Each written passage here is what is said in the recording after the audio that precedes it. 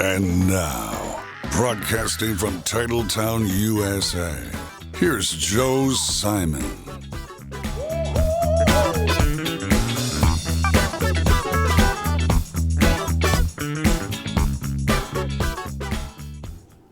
Hey, welcome back to part two, precious metals, gold, silver. What in the world's going on? Well, guess what? I don't know the answers, but I know the guy who does.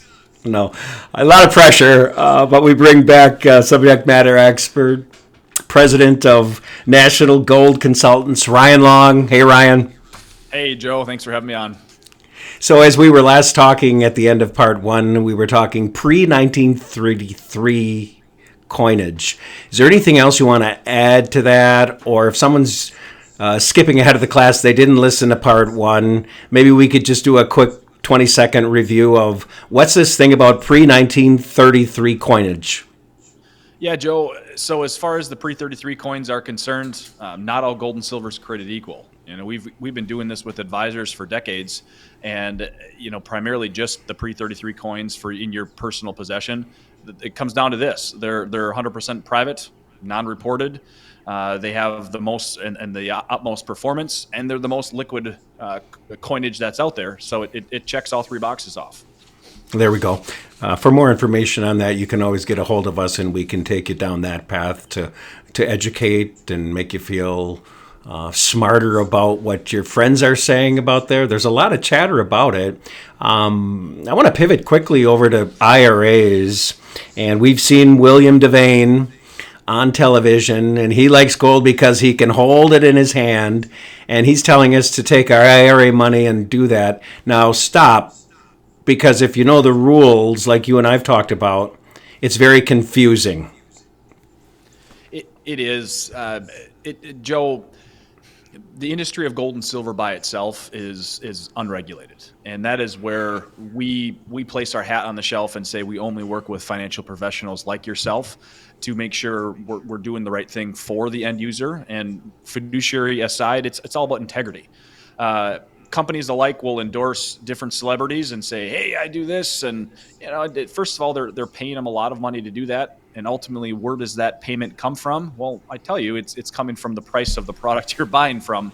But as far as IRAs are concerned, our bread and butter are non-IRAs, meaning you as the individual get physical possession of it. But let's be honest, all of us have retirement accounts that are tax deferred, and you can do physical gold and silver in an IRA, but it has to be held for you per IRS guidelines in a trust custodian and in a depository. So unlike that celebrity says, "I like to hold it," well, you can't in an IRA. It doesn't work that way. But I saw it on television. I know. And he was the guy that played Kennedy in a movie 30 years ago, so we got to believe him, right? Unbelievable, right? Yeah, so there's a lot more to talk about that. I would say be careful. We're not going to address it all here right now today. This is definitely a one-on-one commercial you have or conversation that you have with someone like myself and Ryan in the background to fill in with all the deep details. So, and this is something that your organization, in concert with people like myself that have taken the extra steps to understand this, we walk through this together to make sure the money is coming from that current source to this new source properly. And one thing I want to add to that, and if you've watched any of these podcasts in the past, you know I talk about the piles of money. You have your 401k or your IRA applications, forms, and systems, and they want you to do things their way to get your money out of their plan. And then you take it over to this next destination, and guess what? There's more forms that organization wants you to fill out in just a certain way and just a certain time. So it's a concert. We put the two together. We build a bridge and make sure it's done properly. So it's nothing to take lightly, and in particular when we're bringing in gold into this conversation. So enough for that, but let's move on. Something historical has taken place. You brought this up last week. Something that goes back 2,500 years. Don't yawn, because this is interesting. Ryan, could you share this apocalypse that's just taking place in April? Absolutely. So, Joe, when I'm as a consumer and I'm looking for what's, the question is what's better? What's better right now to purchase? Is it gold or is it silver? Well, first of all, my answer is both. But as a consumer and an American, when I'm looking at something that's on sale or looking for a deal, we look to what's called the gold to silver ratio. And that gold to silver ratio is simply taking the price per ounce of gold, dividing that by the price per ounce of silver, and it's a ratio. So how many ounces of silver it takes to make 1 ounce of gold? Well, historically speaking, that average is roughly about 30 to 1. 30 ounces of silver to make 1 ounce of gold. That's historical. What has transpired, we've got data over 2,500 years comparing this ratio, Joe, and the ratio has actually in April hit 100 to 1. It actually hit it for 3 straight weeks. What's crazy and unique to that, if you look at the 2,500 years of data, there's only a combined 15 weeks in 2,500 years that ratio has exceeded 100 or more. And we added 3 weeks to those in April alone. So you want to talk about a timely asset to talk about right now. Well, gold has risen. It's all over the news. We see it, headlines. It's flash alert. Yeah. Silver has to play catch up. So would you say that's a signal as of this broadcast? Would you say that's a buy signal for silver? 100%. Either the price of gold has to drop dramatically, Joe, or the price per silver has to rise dramatically just to keep up with historical normalcy. Joe, even in the United States Constitution, the government has the gold to silver ratio pegged at 15 to 1. Okay, we're over 100 to 1 right now today. So right. Again, either is the price of gold going to decline dramatically, or is it going to stay constant? Based on current economic conditions we're in right now, I'm going to venture as a bettor and say gold's not going to decline from here. So if we look back historically, let's say gold, precious metals, some kind of index that we're trying to hypothetically create here, and look back, let's say 20 years, maybe you know this off the top of your head, what would be that average return for the S&P versus gold or precious metals during that same time? So let's just say 20 years. I mean, that goes through a lot, right? Yeah. For the S&P 500, past Y2K, you have the 2008 recession, you've got COVID of 2020, and here we are today with tariff talks, right? And the volatility that we have.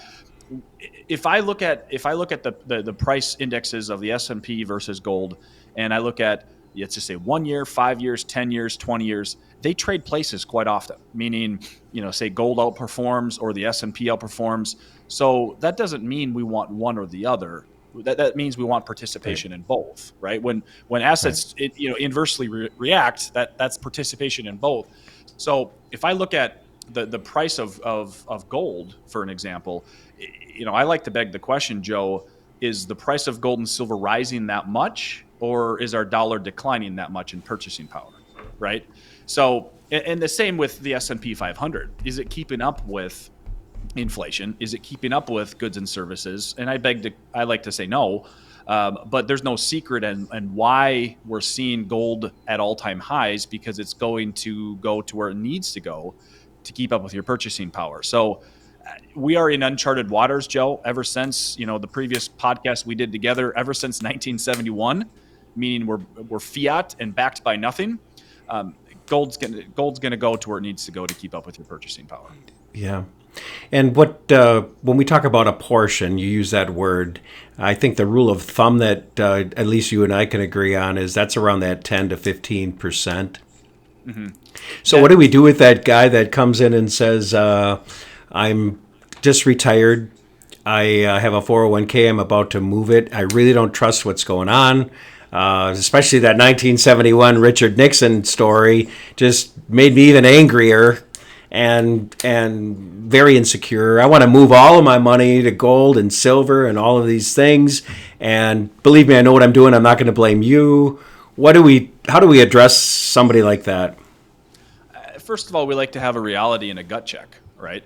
Would you want, conversely, would you want all of your dollars in the S&P 500 if you really were that big of a believer in the markets? Well, No one's perfect. No one has that crystal ball. We use that historical 10 to 15% as a counterbalancing. I like to ask the question this, Joe. When I'm sitting down with a client that's in retirement or approaching retirement, I ask the question, how would your lifestyle change if a 2008 type event happened now? Right. Mm-hmm. And usually it would change dramatically. Your 401k turned into a cliche 201k, right? Mm-hmm. Every assets, I mean, the S&P 500 dropped 58%. So we use 10 to 15% as a counterbalance. That's the weight aspect of it. If you consider a teeter totter or a seesaw, you have your counterbalance in your middle. Your gold and silver at 10 to 15% is on one side. All of your Mm-hmm. other dollar-based assets are on the other. So we're looking at that 10 to 15% is, hey, you're in retirement, you can retire, you're going to live off your assets. Your gold and silver will help combat anything, inflation, dollar-based, extremes, whatever that is. Maybe, Joe, to go back to your question, I'm a little more pessimistic on the government and where our dollar is. Mm-hmm. I get it. I get those questions quite often. And I say, hey, I do sometimes see the case for 20 to 25%, but it has to be the right fit. The downside of gold and silver, Joe, is gold and silver does not produce, a yield or a monthly income for you. Okay. So I guess kind of wrap up the discussion here. We've been talking about a lot about pre-1933 coinage. Does this come in gold and silver? Absolutely. So the date on the coins, again, going back 100 years or so, they're all minted prior to 33 for the gold. We primarily use the 1/4 ounce coins because they're just more liquid. They're more sought after. For silver, Joe, it's all the old cowboy coins. It's all the old circulated silver dollars. We don't care conditions. As long as they're minted prior to 1933, you have your silver, and that's that. What about IRAs? So I like this idea of pre-1933, let's say. And can I make that, can I take X amount of dollars from my IRA or my 401k that I'm kind of spoon feeding myself off of now because I'm retired? Can I go take that, keep that as IRA traditional money, and buy this pre-1933 coinage? I wish there was a good answer for you on that, Joe. But the problem with an IRA is it's Mm-hmm. tax deferred, meaning you have a silent partner inside of your IRA, and that partnership is IRS, right? They Mm-hmm. they want to track you so they can tax you. So conversely, with the pre-33 coins, they can't track these products because it's a currency. We have to place trackable or hot off the press, call it a Canadian silver maple leaf in an Yeah. IRA that you can't possess. It's got to be stored for you. It's also government can track you and tax you. That's Sure. just the simple matter. Right. Wow, lots to cover here, and this conversation could go on for another hour. And what I would suggest for somebody that's tuning in today is let's have that conversation. It's a learning process. This could be for any age. There's after tax dollars, so rule of thumb, you can use pre 1933 for that, and we can go deep and long in that conversation. No pun intended, Ryan. And we can also look at IRA money. So somebody that is 59 and a half or older, you're in a 401k. A lot of times your plan will allow you to not break employment, but you can go in and take money out of that and move it into a personally controlled IRA. That's another deep discussion, but I bring it up because if no one's talking to you about it, that's really an interesting learning step there. And if anything, it's in preparation for the day you do retire or break employment, and it's now time to move that 401k and do something differently with it, or an IRA. I think the last one I want to throw at you, Ryan, quickly, and then we'll wrap it up today, is there's been a lot of talk about cashing in your IRAs or a portion, paying the tax now because taxes are on sale, and then dumping it into a Roth IRA where we never pay taxes again. Anything you want to say about that? I'm a big believer, Joe. Pay your taxes while you can. The government isn't allowing you to defer your taxes because they're your friend, right? When you hit retirement, you have your least amount of your deductions. Your kids are gone. Your house is paid off, and then they're saying, "Ha! Now you're forced to take money out, or I penalize you."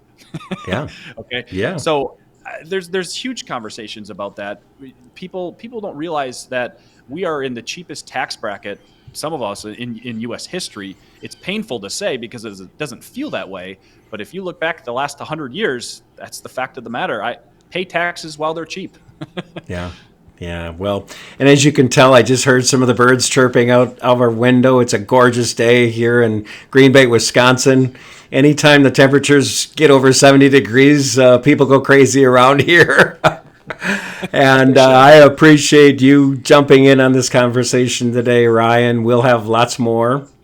One of the things I'd like to hold out on your behalf as people are tuning in is it's really a learning process. We don't expect you to catch all of this.